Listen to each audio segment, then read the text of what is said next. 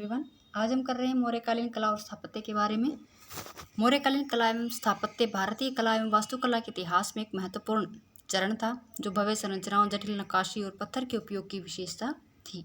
इस काल में मौर्य शासकों, विशेषकर सम्राट अशोक के संरक्षण काल में कला का विकास हुआ, जिन्होंने पॉलिश किए गए बलुआ पत्थर के खंभों, स्तूपों व चट्टानों को काटकर बनाए गए गुफाओं का निर्माण किया।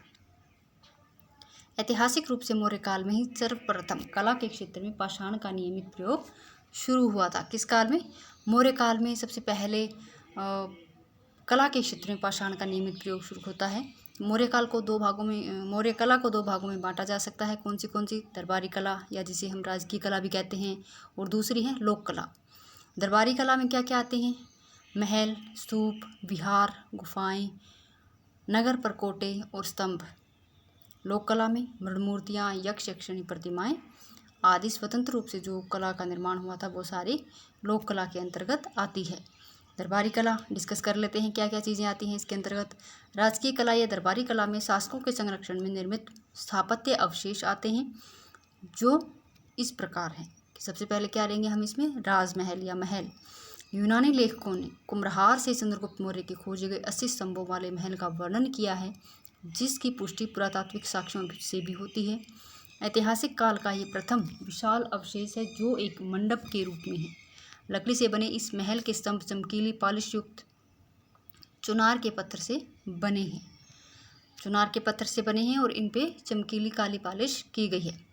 एरियन के अनुसार सूसा व एकवेतना के राजप्रसाद भी भव्यता में इसकी बराबरी नहीं कर सकते। एरियन ने ये लिखा है कि सूसा व एकवेतना के राजप्रसाद भी भव्यता में इस महल की बराबरी नहीं कर सकते।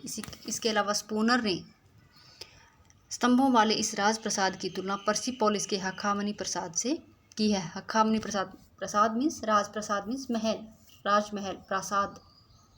ये प्रसाद वो खाने वाला प्रसाद नहीं है, राजप्रसाद, राजमहल। स्पूनर ने स्तंभों वाले इस राजप्रसाद की तुलना पर्सिपोलिस से जो मिला है हखामनी प्रसाद, उससे की है। फिर आते हैं स्तंभ की तरफ। स्तंभ क्या थे, क्या क्या विशेषताएं थी स्तंभों की? मौर्यकालीन वास्तुकला के सबसे अच्छे उदाहरण स्तंभ हैं। अशोक द्वारा स्वतंत्र रूप से स्थापित स्तंभों को स्वर्ग तथा धरती को विभाजित करने वाली ध्रुवीय रेखा के प्रतीक के रूप में देखा जाता है। यानी अच्छी ऊंचाई वाले और एकात्मक स्तंभ जो थे होते थे उस टाइम के। तो अशोक के स्तंभों की सामान्य विशेषताएं देख लेते हैं। क्या क्या स्तंभ थे? स्वतंत्र रूप से स्थापित थे। रुमिनदेही तथा निगलीवा सागर के स्तंभों की प्रकृति स्मारक स्वरूप है। सांची स्तंभ लेख में धर्म भेद राज्यादेश उत्कीर्ण है।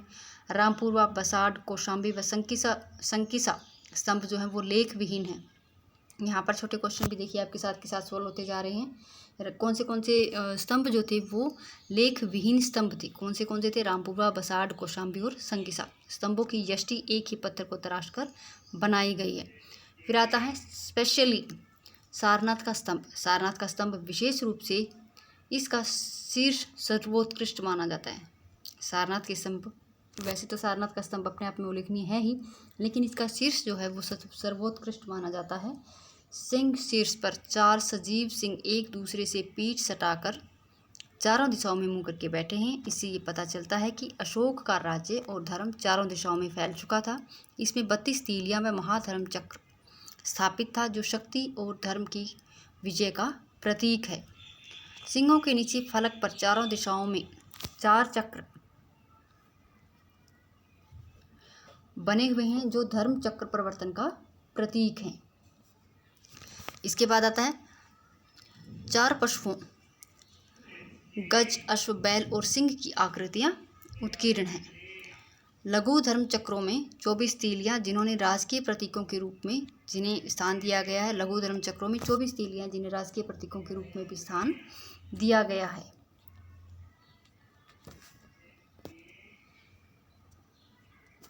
फिर नेक्स्ट आते हैं,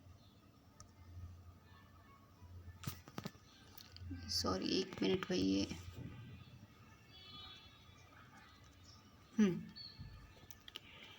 फिर आते हैं स्तूप की तरफ। स्तूप जो है मौर्यकालीन राजकीय कला में स्तूपों का भी महत्वपूर्ण स्थान है। स्तूप का सर्वप्रथम उल्लेख ऋग्वेद में मिलता है। स्तूप बुद्ध तथा उनके अनुयायियों के जीवन की किसी घटना विशेष से संबंधित स्थान पर उस स्मृति को जीवित रखने के स्मारक के रूप में निर्मित किए जाते थे। स्तूप 4 प्रकार के होते थे: परिभोगिक, शारीरिक, उद्देशित और संकल्पित। स्तूप के मुख्य भाग अंड, वेदिका, मेधी, तोरण और छत्र। दिव्यावदान के अनुसार सम्राट अशोक ने 7 प्राचीन स्तूपों से बुद्ध के अवशेष निकलवाकर 84,000 स्तूपों का निर्माण करवाया था। ये कहाँ पे एक्सप्लेन किया गया, कहाँ पे लिखी मिलती है ये बात? दिव्यावदान, तो ये भी इम्पोर्टेंट है। फिर है गुहा विहार। ये अभी जो है हम जो टॉपिक कर रहे हैं वो मौर्यकालीन राजकीय कला को डिस्कस कर रहे हैं भाई। चट्टानों को काटकर गुहा स्थापत्य निर्माण का युग मौर्य काल से आरंभ होता है। बाराबर की पहाड़ियों में अशोक द्वारा 3 गुहा विहार आजीविकों को दान में देने का उल्लेख मिलता है। नागार्जुनी गुफाओं में अशोक के पौत्र दशरथ द्वारा भी 3 गुहादानों का उल्लेख है। इन गुहाओं की संरचना जो है वो बाह्य रूप से सादगी भरी है, लेकिन आंतरिक सतहें जो हैं शीशे के समान पॉलिश युक्त है।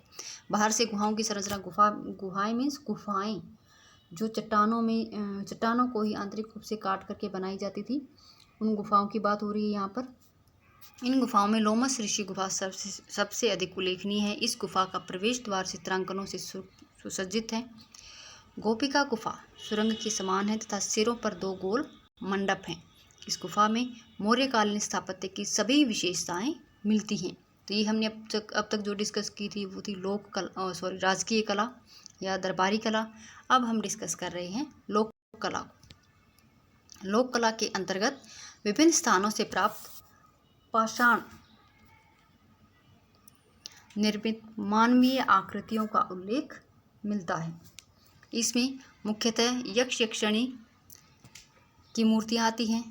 फिर इसमें मेन यक्ष यक्षिणी में भी मेन परखम यक्ष, मथुरा के परखम से प्राप्त मणिभद्र यक्ष की मूर्ति, जिस पर मौर्य ब्राह्मी लिपि का लेख अंकित है।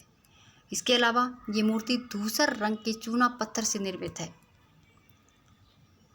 फिर नेक्स्ट आती है चामर ग्रहिणी मूर्ति, यक्षी मूर्ति। चामर ग्रहिणी हमने कई बार उसमें जो हमारे ऑब्जेक्टिव टाइप के क्वेश्चन आंसर आते हैं, जो प्री आते हैं हमारे एग्जाम्स, उनमें हमने देखा भी है कि कई जगह पढ़ा है कि चामर ग्रहिणी यक्ष यक्षिणी की मूर्ति जो है वो हमें कहाँ कहाँ से मिली है। तो चामर ग्रहिणी यक्षी मूर्तियाँ हैं ये जो मौर्यकालीन लोक कला के अंतर्गत आती हैं, जिसमें दीदारगंज पटना से प्राप्त सर्वाधिक सुंदर व आदमकद यक्षी प्रतिमा है जो बलुआ पत्थर से निर्मित है।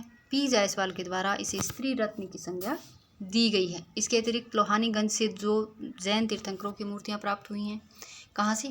लोहानीगंज से जैन तीर्थंकरों की मूर्तियाँ मिली हैं। सारनाथ से भी पालिश युक्त या बलुआ पत्थर निर्मित 2 पुरुष प्रतिमाओं के मस्तक प्राप्त हुए हैं। सारनाथ से क्या मिला है? पालिश युक्त और बलुआ पत्थर निर्मित 2 पुरुष प्रतिमाओं के मस्तक प्राप्त हुए हैं। तो ये लोक कला और राजकीय कला या दरबारी कला, इनमें डिवाइड किया गया था किसको? मौर्यकालीन कला व स्थापत्य को। फिर आते हैं हम लास्ट में निष्कर्ष की तरफ। उपरोक्त विवरण से स्पष्ट है कि मौर्य काल में कला व वास्तुकला का अभूतपूर्व विकास हुआ, जिसमें स्तंभ, स्तूप व गुहा विहार या गुफा विहार शामिल हैं। मौर्य कला में पालिश किए हुए पत्थर, जटिल नक्काशी और सांस्कृतिक प्रभावों का मिश्रण शामिल है, जो इसे भारतीय कला के इतिहास में विशिष्ट स्थान प्रदान करते हैं। ये था मौर्य कला या स्थापत्य कला का वर्णन। और काफ़ी सारे और क्वेश्चंस जो हैं इतिहास के मेन से रिलेटेड हमने पहले वीडियोस में डाले हुए हैं चैनल पे, वीडियोस में और शॉर्ट्स में भी आपको मिल जाएंगे। आप चाहें तो वहाँ पे जाके चेक कर सकते हैं। Thank you.